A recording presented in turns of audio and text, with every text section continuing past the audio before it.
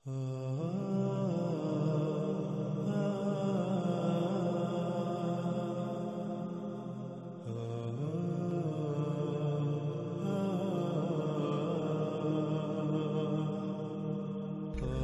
ہم بات کر رہے ہیں دابۃ الارض کے موضوع پر، جو کہ سب سے بڑی اور آخری علامات و اشراط الساعۃ میں سے ایک ہے۔ گزشتہ ایک ساتھ میں قرآن سے یہ بات بالکل کھل کر واضح ہو چکی ہے کہ دابہ کہتے ہیں حرکت کرنے والی مخلوقات کو جو تیر کر، رینگ کر، چل کر یا اڑ کر حرکت کرتی ہیں۔ اور پھر ہم یہ بھی جان چکے ہیں کہ اللہ سبحانہ و تعالی نے اپنا سارے کا سارا دابہ یعنی ایسی مخلوقات پانی سے خلق کی جو تیر کر، رینگ کر، چل کر یا اڑ کر حرکت کرتی ہیں، اور اس کے برعکس قرب قیام الساعۃ انسان کا دابہ یعنی انسان کی خلق کردہ ایسی مخلوقات جو تیر کر، رینگ کر، چل کر یا اڑ کر حرکت کریں گی وہ پانی سے نہیں بلکہ ارض سے وجود میں آنا تھی، جو کہ آج پوری دنیا میں دندناتی پھر رہی ہیں۔ انسان کا ارض سے وجود میں آنے والا دابہ پوری دنیا میں آج دندناتا پھر رہا ہے۔ ناظرین، اس سے پہلے کہ ہم اس موضوع پر محمد رسول اللہ علیہ السلام کے الفاظ کی روشنی میں بات کریں، ہم آتے ہیں قرآن سے ہی دابۃ الارض کے دوسرے پہلو کی طرف۔ تو ناظرین، کچھ سوالات ہیں، مثلا دابۃ الارض کب ظاہر ہوگا؟ اس کے وجود میں آنے کی وجہ کیا ہوگی؟ آخر وہ قرب قیام الساعۃ ہی کیوں وجود میں آئے گا، اس سے پہلے کیوں نہیں؟ تو ان سوالات سمیت ایسے باقی جتنے بھی سوالات ہیں، ان کا جواب اللہ سبحانہ و تعالی نے قرآن میں صراحت کے ساتھ دے دیا۔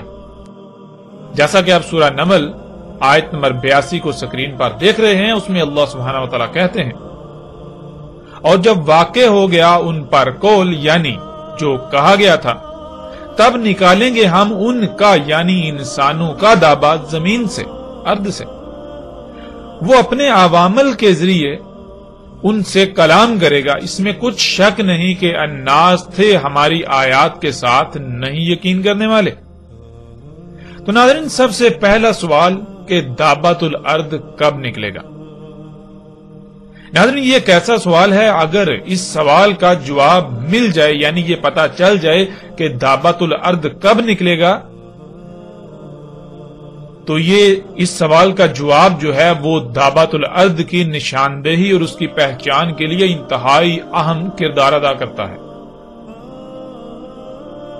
یعنی مثال کے طور پر اگر کوئی یہ کہتا ہے کہ دابۃ الارض نکل چکا، تو یہ دیکھا جائے کہ اللہ سبحانہ وتعالی نے جو قرآن میں کہا یعنی کہ دابہ کب نکلے گا، اگر اللہ سبحانہ وتعالی قرآن میں اس کا جواب دیتے ہیں اور بالکل ویسا ہو چکا تو پھر لا محالہ دابہ نکل چکا، اور اگر ویسا نہیں ہوا تو پھر دابہ نہیں نکلا۔ تو ناظرین، سوال یہ ہے کہ دابۃ الارض کب نکلے گا؟ اس کا جواب اللہ سبحانہ وتعالی قرآن میں یوں دیتے ہیں، وَإِذَا وَقَعَ الْقَوْلُ عَلَيْهِمْ أَخْرَجْنَا لَهُمْ دَابَّةً مِنَ الْأَرْضِ۔ یعنی اللہ سبحانہ تعالیٰ اس سوال کا جواب کیا دیتے ہیں؟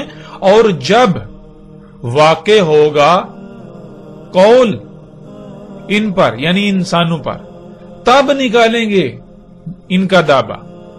یعنی دابۃ الارض نے تب نکلنا ہے، تب نکلنا تھا جب اللہ کا قول واقع ہونا تھا، یعنی جو اللہ نے کہا اس نے واقع ہونا تھا انسانوں پر۔ ناظرین، اللہ سبحانہ و تعالی نے بالکل واضح کر دیا کہ جب ان پر یعنی انسانوں پر اللہ کا قول واقع ہوگا تب دابۃ الارض نکلے گا۔ اب سوال یہ پیدا ہوتا ہے کہ آخر وہ قول کیا ہے جس کا واقع ہونا دابۃ الارض کا نکلنا ہے؟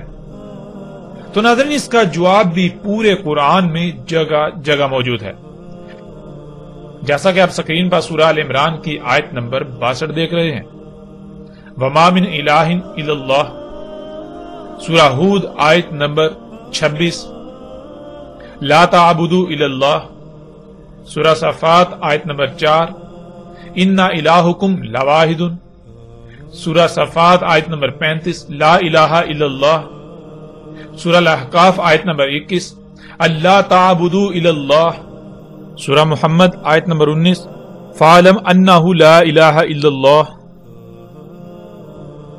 تو ناظرین آپ نے یہ آیات دیکھی، ان کے علاوہ بھی قرآن میں درجنوں ایسی آیات موجود ہیں جن میں اللہ سبحانہ وتعالی نے بار بار یہی کہا کہ لا الہ الا اللہ، لا الہ الا اللہ۔ ناظرین ان آیات کے تراجم جو کیے جاتے ہیں ان کا مفہوم کچھ یوں ہے کہ اللہ کے علاوہ کوئی معبود نہیں۔ پھر معبود کسے کہا جاتا ہے؟ وہ بھی ایک خاص نظریہ پایا جاتا ہے، ایک خاص عقیدہ پایا جاتا ہے جس کا حقیقت سے دور دور تک کوئی تعلق نہیں ہے۔ تو ناظرین حق کو سمجھنے کے لیے یہاں ان دونوں الفاظ کی وضاحت بہت ضروری ہے، لفظ الہ اور پھر دوسرا لفظ عبد۔ تو اب آتے ہیں ان دونوں الفاظ کے معنی کی طرف۔ ناظرین ذرا غور کریں، انسان کو دنیا میں لایا گیا تو اس بشر کو کیا کیا صلاحیتیں اور نعمتیں دی گئیں یا کیا کچھ عطا کیا گیا۔ مثلا آپ دیکھیں کہ آپ کو ہاتھ، پاؤں، آنکھیں، کان، ناک اور زبان سمیت جسم کے کتنے ہی اعضاء دیے گئے۔ پھر اس کے علاوہ آپ کو سانس لینے کے لیے آکسیجن، کھانے کے لیے طرح طرح کے پھل، فروٹ، سبزیاں، اس طرح اور کئی نعمتیں عطا کی گئیں۔ پھر ذہانت دی، مال و اولاد سمیت طرح طرح کی صلاحیتیں دی۔ تو ناظرین سوال یہ پیدا ہوتا ہے کہ کیا یہ سب بیکار اور فضول میں عطا کر دیا گیا آپ کو؟ کیا انسانوں کو یہ سب عطا کرنے کا کوئی مقصد نہ تھا؟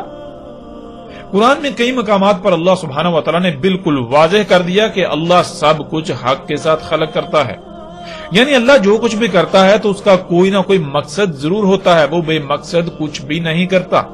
اللہ سبحان ہے، یعنی پاک ہے اس سے کہ وہ کچھ بھی بے مقصد کرے، وہ کچھ بھی بے مقصد خلق کرے، وہ کچھ بھی بے مقصد عطا کرے۔ اللہ اس سے پاک ہے۔ ناظرین جب اللہ سبحانہ وتعالی کچھ بھی بے مقصد خلق نہیں کرتا، کچھ بھی بے مقصد عطا نہیں کرتا، تو پھر ظاہر ہے اس نے انسان کو اتنا کچھ عطا کیا، تو یہ کیسے ہو سکتا ہے کہ یہ سب کا سب بے مقصد ہو؟ اس نے ہر شے کا کوئی نہ کوئی مقصد ضرور طے کر دیا۔ اب ناظرین اگر تو انسان ان سب کا استعمال، یعنی جو کچھ بھی اسے عطا کیا گیا، اس سب کا استعمال اسی مقصد کے لیے کرتا ہے تو اس کا الہ اللہ ہے، ورنہ اگر وہ جس کے پیچھے اس کا استعمال کرے گا وہی اس کا الہ کہلائے گا، وہی اس کا الہ ہوگا۔ اگر وہ اپنی خواہشات کی تکمیل کے لیے اپنی صلاحیتوں کا استعمال کرتا ہے، اپنی ذہانت، اپنے مال و اولاد کا استعمال کرتا ہے، خواہ ایک رائی برابر بھی عمل کیوں نہ کرے، تو اس کا الہ اس کی اپنی خواہشات ہوں گی۔ اسی کا اللہ سبحانہ وتعالی نے قرآن میں بھی ذکر کیا ہوا ہے۔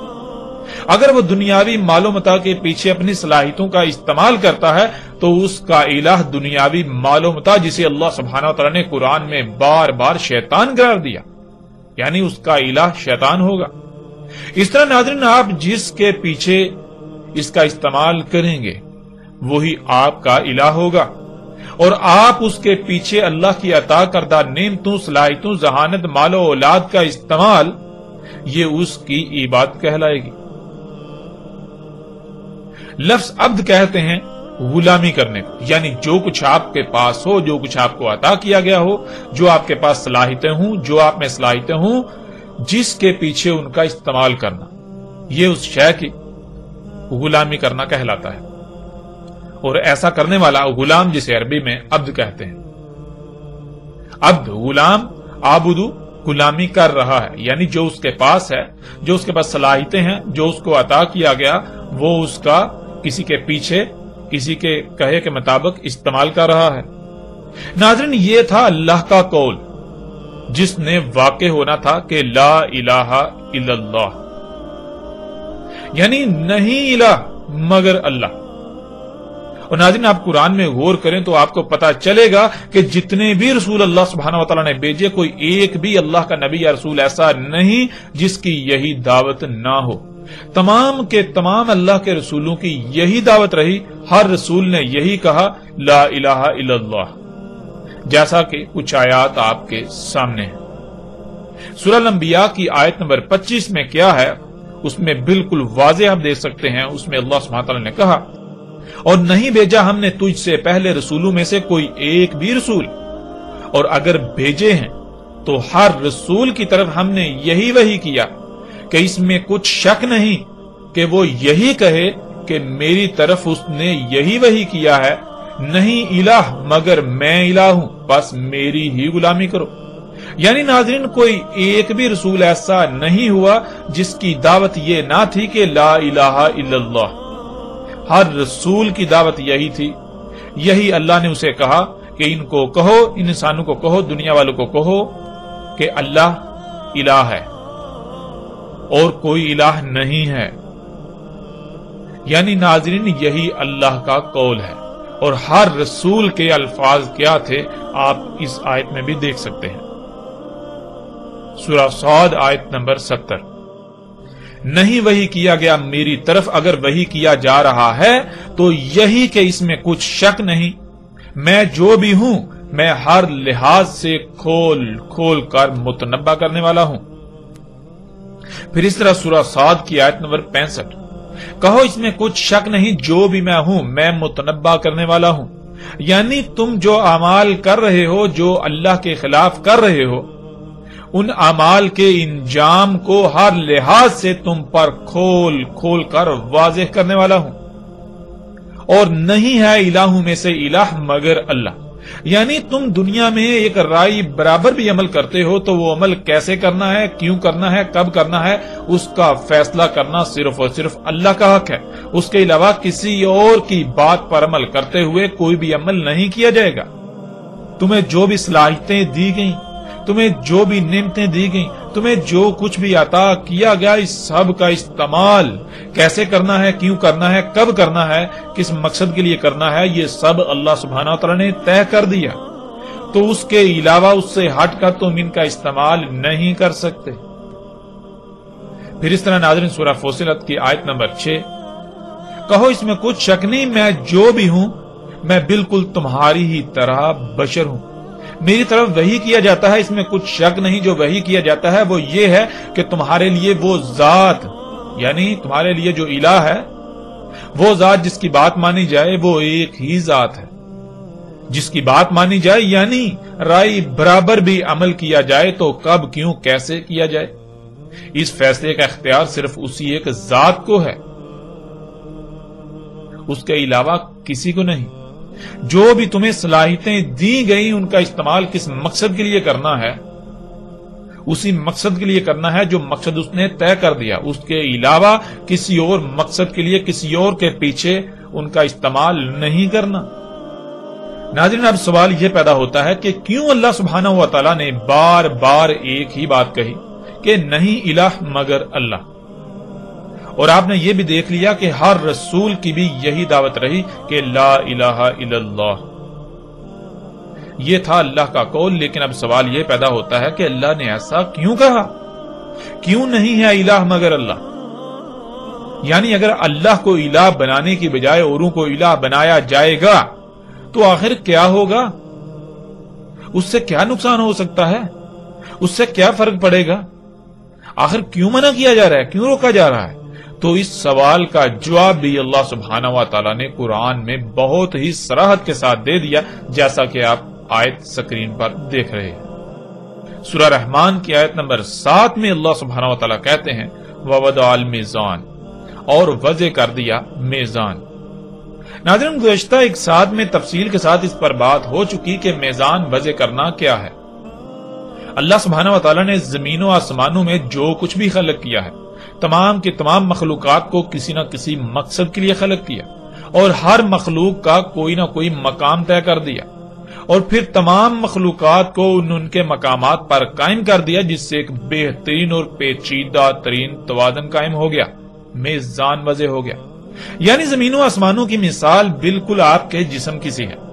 جیسے آپ کا جسم لا تعداد مخلوقات کا مجموعہ ہے، آپ کے جسم کا کچھ حصہ ظاہر اور کچھ چھپا ہوا پوشیدہ ہے، یعنی جسے عربی میں غیب کہتے ہیں، بالکل یہی مثال زمین و آسمانوں اور ان میں موجود تمام مخلوقات کی۔ جیسے آپ کے جسم کے تمام اعضاء کا کوئی نہ کوئی مقصد ضرور ہے اور وہ اپنے اپنے مقام پر قائم ہے، جس سے نہ صرف آپ کا وجود ہے بلکہ ایک میزان یعنی توازن قائم ہو گیا۔ جب تک تمام کے تمام اعضاء اپنے اپنے مقام پر رہتے ہوئے اپنی اپنی ذمہ داری کو پورا کریں گے، جس مقصد کے لیے ان کو وجود دیا گیا اس مقصد کو پورا کریں گے، تب تک جسم میں توازن برقرار رہے گا، میزان برقرار رہے گا۔ ورنہ اگر کوئی ایک بھی عضو اپنے مقام سے ہٹتا ہے، اس میں کوئی تبدیلی ہوتی ہے یا وہ اپنے مقصد کو پورا کرنے میں کوئی کمی یا کوتاہی کرتا ہے، تو جسم میں قائم توازن بگڑ جائے گا، جس سے جسم میں خرابیاں ہوں گی، جنہیں آپ بیماریوں کا نام دیتے ہیں، جن کا انجام بالآخر ایک بڑی تباہی یعنی موت کی صورت میں ظاہر ہوتا ہے۔ ناظرین، بالکل یہی مثال زمین و آسمانوں اور جو کچھ بھی ان میں موجود ہے ان سب کی ہے۔ اللہ سبحانہ و تعالیٰ نے ان میں میزان قائم کر دیا، اور پھر اللہ سبحانہ و تعالیٰ نے سورہ الانبیاء کی آیت نمبر 22 میں یوں کہا، اگر تھے آسمانوں اور زمین میں اللہ کے علاوہ الہ، تو آسمانوں اور زمینوں میں سب کچھ درہم برہم ہو گیا۔ یعنی آسمانوں اور زمینوں میں اللہ نے تمام مخلوقات کو کسی نہ کسی مقصد کے لیے خلق کیا ہے، اور سب کو ان کے مقامات پر ان کی ذمہ داری پر لگا دیا۔ اب تمہیں جو صلاحیتیں دی گئیں یا جو کچھ بھی تمہیں عطا کیا گیا، سب کا اللہ نے مقام طے کر دیا، اللہ نے سب کا ہر شے کا مقصد طے کر دیا۔ اگر تم ان کا استعمال یا انہیں اللہ کے طے کردہ مقام سے ہٹاؤ گے تو آسمانوں اور زمینوں میں سب بگڑ جائے گا، آسمانوں اور زمینوں میں بگاڑ ہو کر سب کچھ تباہیوں کا شکار ہو جائے گا۔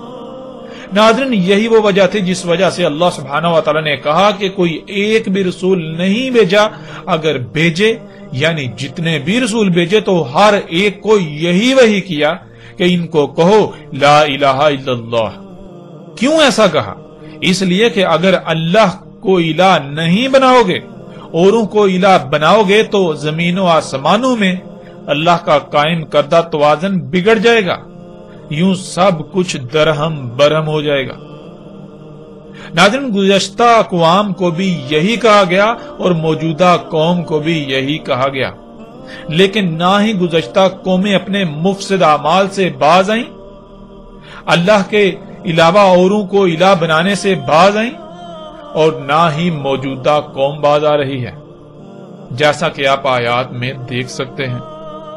اللہ سبحانہ و تعالیٰ سورہ الاحقاف کی آیت نمبر 3 میں کہتے ہیں، نہیں خلق کیا ہم نے آسمانوں یعنی زمین کے گرد گیسوں کے ساتھ تہ در تہ حصار کو، اور نہ زمین کو، اور نہ ہی وہ جو کچھ بھی ان کے درمیان ہے، اور اگر خلق کیا ہے تو حق کے ساتھ، یعنی ان سب کی تخلیق کا کوئی نہ کوئی مقصد ہے، اور سب کو جس مقصد کے لیے خلق کیا، خلق کر کے انہیں ان کے مقامات پر قائم کر دیا تاکہ اس مقصد کو پورا کریں جس مقصد کے لیے انہیں خلق کیا، اور یوں آسمانوں اور زمینوں میں وضع کردہ توازن برقرار رہے۔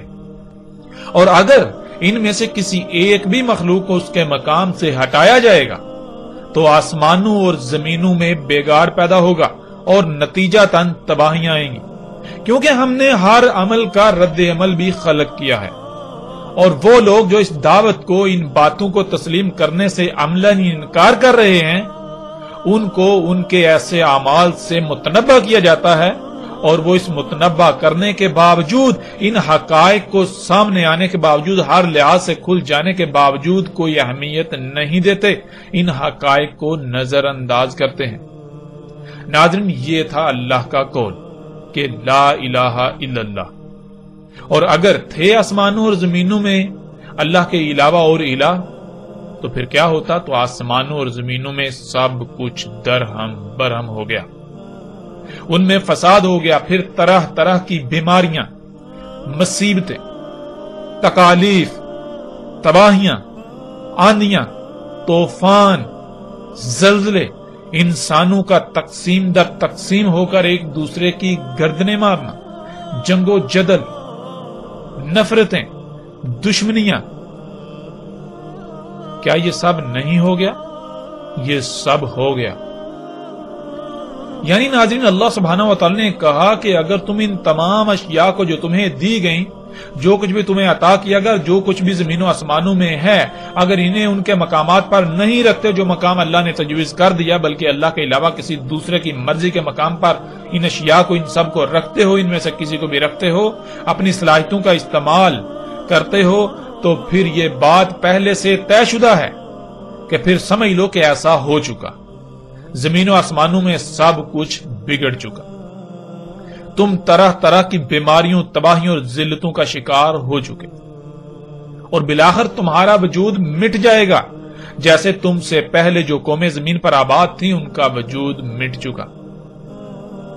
ناظرین، اللہ سبحانہ و تعالیٰ نے قرآن میں جگہ جگہ اس بات کی وضاحت کر دی کہ اللہ سبحانہ و تعالیٰ نے زمین و آسمانوں میں میزان قائم کیا، ہر سطح پر توازن قائم کر دیا۔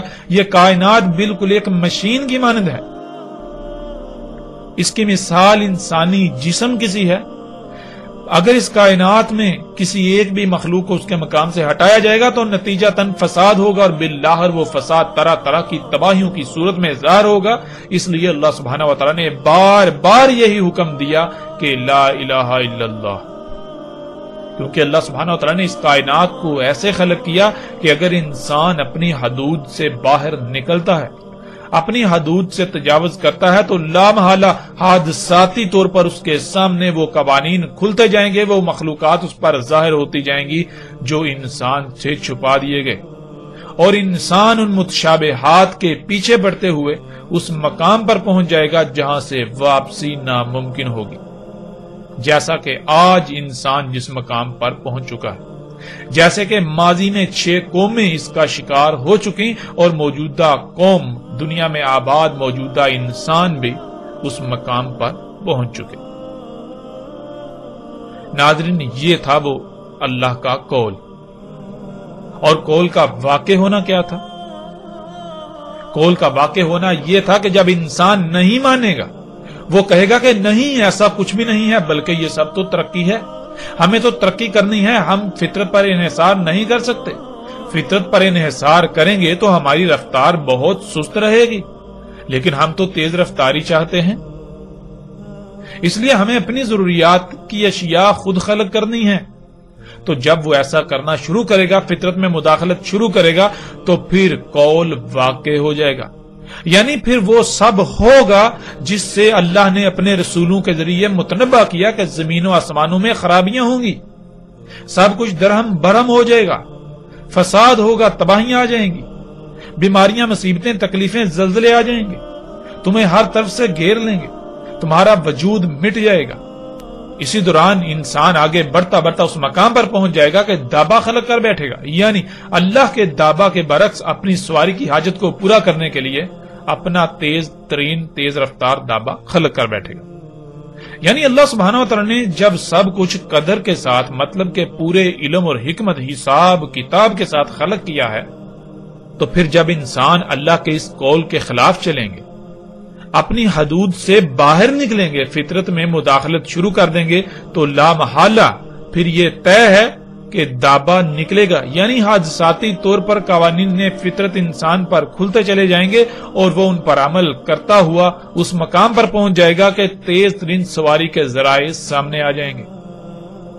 ناظرین، اس پر الگ سے انا علینا بیانہ کے تحت مزید اور مکمل تفصیلات کے ساتھ بات کریں گے، لیکن اب تک یہ بات بالکل واضح ہو چکی کہ اللہ کا قول کیا تھا اور قول کا واقع ہونا کیا تھا۔ اور ناظرین، آج آپ غور کریں کہ کیا قول واقع نہیں ہو چکا؟ کیا انسان نے اللہ کے علاوہ اوروں کو الہ نہیں بنایا؟ اس کے نتیجے میں اس زمین اور اس کے گرد 7 تہ در تہ گیسوں کے حصار جو کہ زمین کے 7 آسمان ہیں، ان سب میں فساد نہیں ہو چکا؟ ان میں خرابیاں نہیں ہو چکی؟ وہ درہم برہم نہیں ہو چکے؟ ذرا غور تو کریں، جب انسان نے اللہ کی عطا کردہ صلاحیتوں کا استعمال اللہ کے علاوہ اپنے مقاصد کے حصول کے لیے کیا، تو آج زمین و آسمانوں کی حالت کیا ہو گئی؟ ذرا غور تو کریں، کیا آپ اندھے ہو چکے ہیں؟ کیا آپ مردہ ہو چکے ہیں؟ ذرا غور تو کریں، طرح طرح کی بیماریاں، مصیبتیں، تکالیف، سیلاب، آندیاں، طوفان، سونامی، زلزلے، بھوک افلاس، جنگیں، قتل و غارت گری، فراڈ، خوراک کی قلت، آسمان کا پھٹ جانا، زمین کے گرد آکسیجن پر مشتمل پہلا آسمان طرح طرح کی زہریلی گیسوں سے بھر چکا، جس کی وجہ سے طرح طرح کی مصیبتوں کا سامنا کرنا پڑ رہا ہے زمین کی تمام مخلوقات کو۔ انسانوں کا گروہ در گروہ تقسیم ہو کر ایک دوسرے کی گردنیں کاٹنا، زمین پر انسانوں میں ایک طبقہ امیر سے امیر تر، دوسرا غریب سے غریب تر۔ ناظرین غور تو کریں، کیا یہ سب نہیں ہو چکا؟ کیا پوری دنیا آج ان سب کی لپیٹ میں نہیں آ چکی؟ یہ سب تو اللہ کے قول کا واقع ہونا تھا۔ اور ناظرین اللہ کا قول تو کب کا واقع ہو چکا، لیکن دابا نہیں نکلا، یہ کیسے ہو سکتا ہے؟ ایسا کیسے ہو سکتا ہے کہ اللہ کا قول واقع ہوئے بھی ایک عرصہ ہو گیا، پوری دنیا اس کی لپیٹ میں ہے اور دابا نکلا ہی نہیں؟ یہ کیسے ہو سکتا ہے؟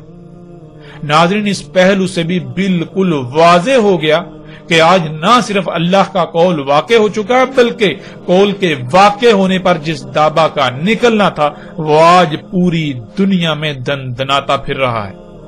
انسان کا دابا جو زمین سے وجود میں آیا، یعنی انسان کی خلق کردہ حرکت کرنے والی مخلوقات جو تیر کر، رینگ کر، چل کر یا اڑ کر سفر کرتی ہیں، حرکت کرتی ہیں، جو پانی سے نہیں بلکہ زمین کے عناصر لوہے، تانبے، پلاسٹک، خام تیل وغیرہ سے وجود میں آیا۔ ناظرین یہ بات جان لیں کہ دنیا کی کوئی طاقت اس کا رد نہیں کر سکتی اور نہ ہی اس بات کو غلط ثابت کر سکتی ہے۔ دابۃ الارض نکل چکا اور ساتھ بالکل سر پر آ چکی، اور ساتھ سے پہلے ایک عظیم عذاب جو کہ القاریہ ہے وہ دروازے پر دستک دے رہی ہے۔ القاریہ جس کے نتیجے میں دنیا کی 70% سے زائد آبادی تباہ کن ایٹمی بموں کی نظر ہو جائے گی، اور تقریباً تمام کے تمام جدید شہر صفحہ ہستی سے مٹ جائیں گے، جس پر تفصیل سے آئندہ ایک ساتھ میں القاریہ کے موضوع کے تحت بات ہوگی۔ ناظرین اسی موضوع پر آگے بڑھنے سے پہلے یہاں ایک اور پہلو پر بات کرنا بہت ضروری ہے، اور وہ یہ ہے کہ حسب معمول باقی تمام موضوعات کی طرح اس بارے میں بھی یہ جھوٹ اتنا پھیلا دیا گیا جو کہ زبان زدے عام ہے کہ زمین سے جانور نکلے گا اور وہ لوگوں سے باتیں کرے گا۔ حالانکہ حقیقت کیا ہے وہ آپ کے سامنے ہے۔ اب بات کرتے ہیں کہ وہ لوگوں سے کلام کرے گا، انسانوں سے کلام کرے گا، جس کے بارے میں یہ پھیلا دیا گیا کہ وہ لوگوں سے باتیں کرے گا، اور اس کی بنیاد قرآن کی یہی آیت ہے، وَإِذَا وَقَعَ الْقَوْلُ عَلَيْهِمْ أَخْرَجْنَا لَهُمْ دَابَّةً مِنَ الْأَرْضِ تُكَلِّمُهُمْ أَنَّ النَّاسَ كَانُوا بِآيَاتِنَا لَا يُوقِنُونَ۔ اور جب واقع ہو گیا ان پر جو کہا گیا تھا، نکالیں گے ہم ان کا دابا زمین سے، وہ اپنے عوامل کے ذریعے ان سے کلام کرے گا، اس میں کچھ شک نہیں، الناس تھے ہماری آیات کے ساتھ نہیں یقین کرنے والے۔ ناظرین اس آیت کی بنیاد پر یہ کہا جاتا ہے کہ دابا لوگوں سے باتیں کرے گا، لیکن سوال یہ پیدا ہوتا ہے کہ کیا باتیں کرے گا؟ یہ آج تک نہیں بتایا گیا۔ حالانکہ آیت میں تو بالکل واضح ہے کہ وہ جو کلام ہوگا، دابا کا کلام کیا ہوگا؟ کلام یہ ہوگا وہی جو اللہ نے کہا تھا، جس کا وہ انسان یقین نہیں کر رہے تھے، وہ ان کے سامنے ہو، وہ اس کا کلام ہو۔ ناظرین اس آیت میں لفظ تکلمہم آیا ہے، جس کا ترجمہ یہ کر دیا جاتا ہے کہ وہ لوگوں سے باتیں کرے گا۔ حقیقت کیا ہے اب بات کرتے ہیں اس پر، اور حقیقت کھول کر ہر لحاظ سے آپ کے سامنے رکھتے ہیں۔ ناظرین اس سے پہلے کہ اس کے کلام کرنے کی طرف آئیں، پہلے یہ جاننا بہت ضروری ہے کہ وہ کلام ہے کیا، یعنی وہ کلام ہے کیا جو دابۃ الارض سے مشروط ہے۔ اس سوال کا جواب اللہ سبحانہ و تعالیٰ آیت کے اگلے حصے میں ہی دے دیتے ہیں، ان الناس کانوا بآیاتنا لا یوقنون۔ اس میں کچھ شک نہیں، انسان تھے ہماری آیات سے نہیں یقین کرنے والے۔ یعنی بالکل آسان الفاظ میں یہ کہ اللہ سبحانہ و تعالیٰ نے قرآن میں بار بار یہ کہا کہ زمین و آسمانوں میں تمام کی تمام مخلوقات اللہ کی آیات ہیں، اور ان میں سے ایک بڑی تعداد کو انسان سے چھپا کر رکھ دیا، جنہیں انسان دیکھ نہیں سکتا، سن نہیں سکتا، محسوس نہیں کر سکتا۔ یعنی اس کائنات میں لاتعداد مخلوقات ایسی ہیں جو انسان سے چھپا دی گئی تھی، مگر اس کا مطلب ہرگز یہ نہیں ہے کہ ان کی تخلیق کا کوئی مقصد نہیں تھا، بلکہ زمین و آسمانوں میں جتنی بھی مخلوقات ہیں جو کہ اللہ کی آیات ہیں، سب کی تخلیق کا کوئی نہ کوئی مقصد ہے۔ تمام کی تمام ایک وجود میں اعضاء کی حیثیت رکھتی ہیں۔ جب تک یہ تمام اپنے اپنے مقام پر رہتے ہوئے اپنی اپنی ذمہ داری پوری کریں گی تو پورا وجود ٹھیک رہے گا، یعنی زمین و آسمان ٹھیک رہیں گے، ان میں کوئی خرابی نہیں ہوگی، اور انسانوں سمیت تمام مخلوقات ہر طرح سے محفوظ اور سلامت رہیں گی۔ لیکن اگر کسی بھی مخلوق جو کہ اللہ کی آیت ہے کو اس کے مقام سے ہٹا دیا جائے گا، اس میں چھیڑ چھاڑ کی جائے گی، اس میں تبدیلی کی جائے گی، اس کا مقام بدلا جائے گا، تو پھر اللہ کے قائم کردہ توازن میں، میزان میں بگاڑ ہو جائے گا، جس کا نتیجہ تباہیوں کی صورت میں تمہارے سامنے آئے گا، اور پھر نقصان تمہارا اپنا ہی ہوگا۔ اس بات کو اللہ سبحانہ و تعالی نے پورے قرآن میں بار بار بیان کیا، اور ناظرین پورے کے پورے قرآن کا نقطہ محور بھی یہی ہے، لیکن اس کے باوجود انسانوں نے اللہ کی آیات کا یقین نہیں کیا، یعنی کہ اس بات کا یقین نہیں کیا کہ ان کے ساتھ اگر اللہ کی آیات کے ساتھ چھیڑ چھاڑ کی جائے گی تو ایسا ہوگا۔ انہوں نے مانا ہی نہیں اس بات کو، اس کے اوپر یقین ہی نہیں کیا۔ انسانوں نے اس سے پہلے اللہ کی آیات کا یقین نہیں کیا تھا۔ انہوں نے اپنے اعمال سے یہی دعویٰ کیا کہ نہیں، فطرت میں چھیڑ چھاڑ کرنے، فطرت میں تبدیلیاں کرنے، یعنی اللہ کی آیات جو کہ تمام کی تمام مخلوقات ہیں، ان میں پنگے لینے سے کچھ بھی نہیں ہوگا۔ تو ناظرین یہی بات اللہ نے کہی کہ تم اللہ کی آیات کا یقین نہیں کرتے تھے، لیکن جب دابا نکلے گا تو اس کا کلام یہی ہوگا کہ دیکھو تم یقین نہیں کرتے تھے، یعنی اس بات کو، یہ جو ابھی تم اپنی آنکھوں سے دیکھ رہے ہو، اس کا یقین نہیں کرتے تھے اس سے پہلے۔ جب دابا نکلے گا تو اس کا کلام یہی ہوگا کہ دیکھو تم یقین نہیں کرتے تھے نا، جب تم نے یقین نہ کیا اور اللہ کی آیات میں پنگے لیے تو وہی ہو گیا جس کا تم یقین نہیں کرتے تھے۔ ناظرین یہ تھا دابا کا کلام۔ اب سوال یہ پیدا ہوتا ہے کہ دابا کس طرح ایسا کہے گا؟ کیا جس طرح دو انسان، دو شخص آپس میں ایک دوسرے سے گفتگو کرتے ہیں، اس طرح سے وہ بات کرے گا، اس طرح کلام کرے گا، یا پھر کسی اور طریقے سے؟ ناظرین ہم گزشتہ ایک ساتھ میں یہ بات بار بار کر چکے ہیں، بار بار کہہ چکے ہیں کہ عربی دنیا کی واحد ایسی زبان ہے جس کا ترجمہ کرنا ناممکن ہے، اور پھر یہ کہ عربی دنیا کی باقی زبانوں کی طرح انسانوں کی تراشیدہ چند الفاظ، محاوروں یا فکروں پر مشتمل کوئی زبان نہیں ہے، بلکہ عربی فطرت کی زبان ہے، عربی اعمال کی زبان ہے، نہ کہ زبان کے الفاظ کا نام ہے۔ کائنات کی ہر مخلوق، ہوا وہ جاندار ہو یا بے جان، تمام کی تمام مخلوقات، یہاں تک کہ اس کائنات کا ذرہ ذرہ کلام کرتا ہے، لیکن اس کی زبان عربی ہے، اور عربی وہ نہیں جسے آج عربی کا نام دیا جاتا ہے، بلکہ عربی نہ صرف فطرت کی زبان ہے بلکہ عربی اعمال کی زبان ہے۔ اور ناظرین غور کریں، محمد علیہ السلام وہ نہ تو عربی پڑھ سکتے تھے اور نہ ہی عربی لکھ سکتے تھے، تو پھر کیسے ان کے ساتھ اس کائنات کی مخلوقات کلام کرتی تھیں؟ پھر کیسے ان کے اوپر اتنے اتنے بڑے راز کھلے؟ غور تو کریں۔ یعنی کہ اگر عربی اسے کہا جاتا ہے جسے آج آپ عربی کہتے ہیں جی، یہ جو لکھی اور پڑھی جاتی ہے، تو یہ تو محمد علیہ السلام کو بھی نہیں آتی تھی۔ لہذا ناظرین عربی یہ نہیں ہے، عربی اعمال کا نام ہے، عربی پریکٹیکل کا نام ہے، عربی اعمال کی زبان ہے، عربی فطرت کی زبان ہے۔ اس لیے ناظرین اب آپ کو بالکل واضح ہو جائے گا کہ دابا کا کلام کرنا کیا ہے۔ جب آپ نے عربی کی اہمیت اور حیثیت کو سمجھ لیا تو پھر آپ کو بہت آسانی سے یہ بات بھی سمجھ آ جائے گی کہ دابا کا کلام کرنا کیا ہے۔ اسے ایک مثال سے سمجھ لیجئے۔ مثلا آپ کو سفر کی حاجت پیش آ جاتی ہے، موسم انتہائی گرم ہے اور سفر کئی 100 کلومیٹر لمبا ہے۔ آپ کے سامنے ایک طرف لینڈ کروزر کھڑی ہے، عالی شان گاڑی، اور دوسری طرف ایک اعلی نسل کا تیز رفتار گھوڑا کھڑا ہے۔ تو ناظرین آپ سے سوال ہے کہ آپ سفر کے لیے کس کا انتخاب کریں گے؟ آپ کا فوراً جواب یہی ہوگا کہ لینڈ کروزر۔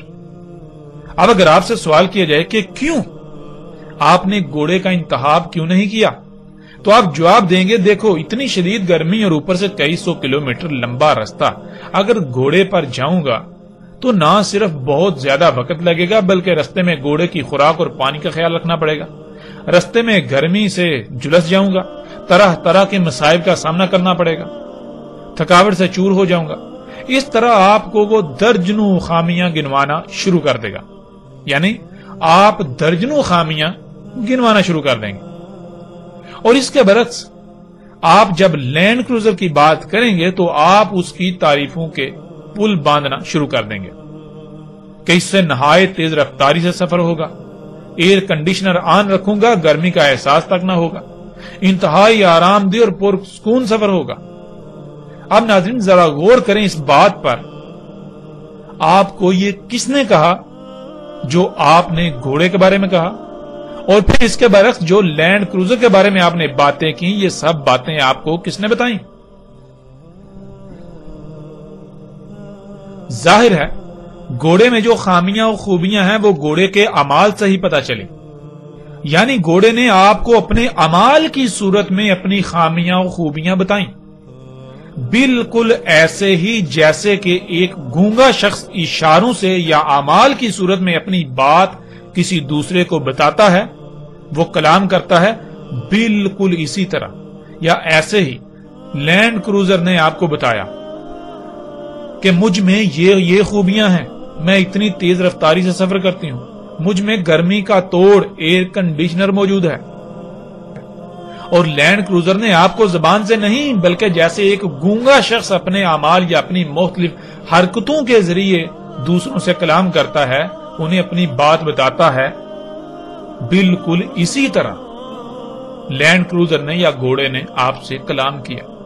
یہ ہے ناظرین عربی زبان اور عربی میں کسی بھی مخلوق کا کلام کرنا۔ جب آپ کسی شے میں غور کرتے ہیں تو اس کے نتیجے میں آپ کو حاصل ہونے والا علم وہ اس مخلوق کا آپ سے کلام ہوتا ہے۔ انسانوں کا معاملہ یہ ہے، اگر ان سے پہاڑوں کو چھپا دیا جاتا، پہاڑ اللہ کے غیب میں سے ہوتے اور پھر انسانوں کو سامنے کہا جاتا کہ پہاڑ کلام کرتے ہیں، پہاڑ بتا دیتے ہیں کہ ان میں کیا کیا موجود ہے، تو انسان یہی سمجھتے کہ جیسے ہماری زبان ہے، جیسے ہم ایک دوسرے سے بات کرتے ہیں، بالکل ایسے ہی پہاڑوں کا معاملہ ہے۔ ناظرین لیکن کیا حقیقت یہی ہوتی؟ ہرگز نہیں، ہرگز نہیں۔ حقیقت کیا ہے وہ آپ کے سامنے ہے۔ ناظرین جیسے وہ شخص جو چینی زبان نہیں سمجھتا، اس کے سامنے چینی زبان میں بات کی جائے گی تو اس کے لیے اس بات کرنے والے کی حیثیت ایسے ہی ہوگی کہ جیسے کوئی گونگا اس کے سامنے کھڑا ہے، وہ اس کی بات نہیں سمجھ سکتا۔ ناظرین بالکل ایسے ہی کائنات کی مخلوقات کا کلام وہی سمجھ سکتے ہیں جو غور و فکر کرتے ہیں۔ پہاڑ کلام کرتے ہیں، وہ بتاتے ہیں کہ ان کے اندر کیا کیا موجود ہے، لیکن پہاڑوں کا کلام انسان کی طرح زبان سے نہیں ہوتا، اور نہ ہی ہر کوئی ان کا کلام سمجھ سکتا ہے۔ جیسے چینی زبان میں اگر کوئی بات کرتا ہے تو اس کی بات وہی سمجھ سکتا ہے جو چینی پر عبور رکھتا ہے، بالکل ایسے ہی پہاڑوں سے وہی کلام کر سکتا ہے جس کے اندر وہ صلاحیت موجود ہے، یعنی جو غور و فکر کرتا ہے۔ ہر کوئی ان کا کلام نہیں سمجھ سکتا، بلکہ پہاڑوں کا کلام وہ لوگ سمجھتے ہیں، وہ لوگ پہاڑوں کی بات سمجھنے کی صلاحیت رکھتے ہیں جو پہاڑوں میں غور و فکر کرتے ہیں۔ بالکل ایسے ہی ناظرین دابۃ الارض نے کلام کرنا تھا کہ دیکھو اسی کا تم یقین نہیں کرتے تھے، لو آج اپنی آنکھوں سے دیکھ لو۔ مطلب یہ کہ دابۃ الارض کا کلام اس کے اعمال کی صورت میں ہونا تھا، نہ کہ انسانوں کی طرح زبان سے۔ اور جب آیت میں آپ دیکھیں تو آیت میں تو یہ ہے کہ لا یوقنون، یعنی تم یقین نہیں لاتے تھے، تمہیں یقین نہیں تھا۔ اور پھر ہر کوئی یہ جانتا ہے کہ یقین کرنے کے لیے یا تو اتنا علم آ جانا لازمی ہے کہ بات کا انکار کرنا ناممکن ہو جائے، یا پھر کسی شے کا آنکھوں کے سامنے آ جانا، یعنی کہ آپ اپنی آنکھوں سے دیکھ لیں، اپنے کانوں سے سن لیں، یہ ہوتا ہے یقین کرنا۔ یعنی کہ جب تمہیں زبان سے یہ بتایا جاتا تھا، جب تمہیں رسولوں کے ذریعے اللہ یہ کہتا تھا، اس وقت تم اس بات کا یقین نہیں کرتے تھے، تم یہ نہیں مانتے تھے، یعنی تمہیں یقین نہیں تھا۔ لو آج تم اپنی آنکھوں سے یہ سب ہوتا ہوا دیکھ رہو، آج جب تم اپنی آنکھوں سے ہوتا ہوا دیکھ رہے ہو تو کیا آج تم انکار کر سکتے ہو؟ ظاہر ہے اب تو تم نے اپنی آنکھوں سے دیکھ لیا نا، اب انکار کیسے ہو سکتا ہے؟ تو ناظرین، دابۃ الارض کا کلام اس کے اعمال کی صورت میں ہونا تھا، نہ کہ انسان کی طرح زبان سے، اور اس کا ذکر تو اللہ سبحانہ و تعالیٰ نے اس آیت میں بھی کر دیا۔ تکلمہم، شروع میں تے کا استعمال ہو گیا، جس کی وجہ سے معنی یہ بن جاتے ہیں کہ پیچھے موجود عوامل کے ذریعے کلام کرے گا۔ اگر لفظ کے شروع میں تے کا استعمال نہ ہوتا تو لفظ کلمہم ہوتا، جس کے معنی براہ راست کلام کرنا کے ہوتا۔ ناظرین، آیت میں یہ نقطہ انتہائی اہم ہے، اگر آپ نے اس نقطہ پر توجہ نہ دی تو آپ بہت بڑی غلط فہمی کا شکار ہو کر دابا کے کلام کرنے کو نہیں پہچان سکیں گے۔ اسے آپ یوں بھی سمجھ سکتے ہیں کہ یہ دابا جو کہ انسانوں کے اعمال سے وجود میں آیا، یہ دابا بذات خود، اس کا وجود میں آنا اور اس کی وجہ سے زمین و آسمانوں میں اللہ کی آیات کا فساد زدہ ہونا، یہ سب ہی وہ کلام ہے جس کا اللہ نے پہلے ہی کہہ دیا تھا۔ مزید آسانی کے لیے لفظ تکلم کو سمجھ لیں، اگر شروع سے تے کو ہٹا دیا جائے تو یہ لفظ بن جائے گا کلمہم، جس کے معنی ہے جیسے ہم ایک دوسرے سے براہ راست کلام کرتے ہیں، بات کرتے ہیں، اس طرح براہ راست بات کرنا۔ اور تکلمہم یعنی شروع میں تے کا استعمال ہو جانا، شروع میں تے کا استعمال ہو گیا تو اس کے معنی یوں بن جائیں گے، مثال کے طور پر آپ ایک گاڑی انتہائی لاپرواہی سے چلا رہے ہیں اور آپ کی یہ حرکت ہی کلام کر رہی ہے، یعنی آپ کی یہ حرکت ہی بتا رہی ہے کہ اس کا انجام کیا ہونے والا ہے، یعنی اس طرح گاڑی چلانے سے گاڑی خراب ہو جائے گی، اسے ناظرین تکلم کہا جائے گا۔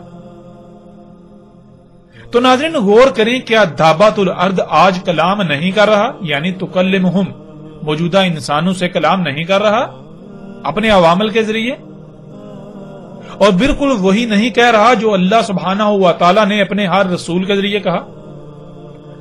نہ صرف کہہ رہا ہے، کہہ نہیں رہا، بلکہ آنکھوں کے سامنے لے آیا وہ۔ اگر دابا بھی زبان سے کہتا، جنہوں نے رسولوں کی بات پر یقین نہ کیا تو وہ دابا کی بات پر یقین کہاں کرتے؟ تو یہاں تو آیت میں تو بات کی گئی ہے یقین کرنے کی، کہ تم تب یقین نہیں کرتے تھے، لو آج تمہیں یقین ہو گیا نا۔ یعنی کہ اس وقت تو تمہیں صرف زبان سے کہا جاتا تھا، تم نے نہیں مانا، تمہیں یقین نہیں، آج تو تم اپنی آنکھوں سے دیکھ رہے ہو نا، اب کیسے جھٹلا سکتے ہو، اب کیسے انکار کر سکتے ہو؟ ناظرین علینا بیانہ میں آپ پر یہ بات مزید تفصیل کے ساتھ واضح ہو جائے گی، اور آگے چل کر آئندہ موضوعات پر بھی جب بات ہوگی آئندہ ایک ساتھ میں، تو تب بھی صراحت کے ساتھ یہ بات واضح ہو جائے گی کہ اللہ سبحانہ و تعالیٰ نے زمین و آسمانوں کو گیسوں سے خلق کیا، جسے آپ مادہ کہتے ہیں، یہ سب گیسوں کو کیمیائی عوامل سے گزار کر منجمد کیا گیا۔ ناظرین ان میں بہت سی گیسیں ایسی ہیں جو انسانوں سمیت زمین کی باقی مخلوقات کے لیے انتہائی نقصان دہ ہیں، انتہائی تباہ کن ہیں، سوائے چند ایک۔ اگر انسان فطرت میں چھیڑ چھاڑ کرتا ہے، اپنی ضروریات کو پورا کرنے کے لیے فطرت پر انحصار کرنے کے بجائے فطرت میں تبدیلیاں کر کے خود خلق کرتا ہے، جیسا کہ وہ آج کر رہا ہے، تو پھر جب مادے کو کیمیائی عوامل سے گزار کر وہ اپنی ضروریات کی اشیاء خلق کرے گا تو پھر ان سے گیسیں خارج ہوں گی۔ وہ گیسیں کہاں جائیں گی؟ ان سے کیا کیا نقصانات ہوں گے؟ ان سے زمین و آسمانوں میں کس قدر فساد ہوگا؟ یہ سب اللہ سبحانہ و تعالیٰ نے واضح کر دیا تھا، ہر رسول نے اس کی وضاحت کر دی، لیکن انسانوں نے یقین ہی نہ کیا، اور آج یہ دعویٰ اپنے اعمال کے ذریعے آپ پر یہ سب واضح کر رہا ہے۔ اس نے یہ سب آپ کی آنکھوں کے سامنے لا رکھا، یعنی دعوے کے سامنے آنے سے یہ تمام کے تمام معاملات، یہ سب کا سب سامنے آ گیا۔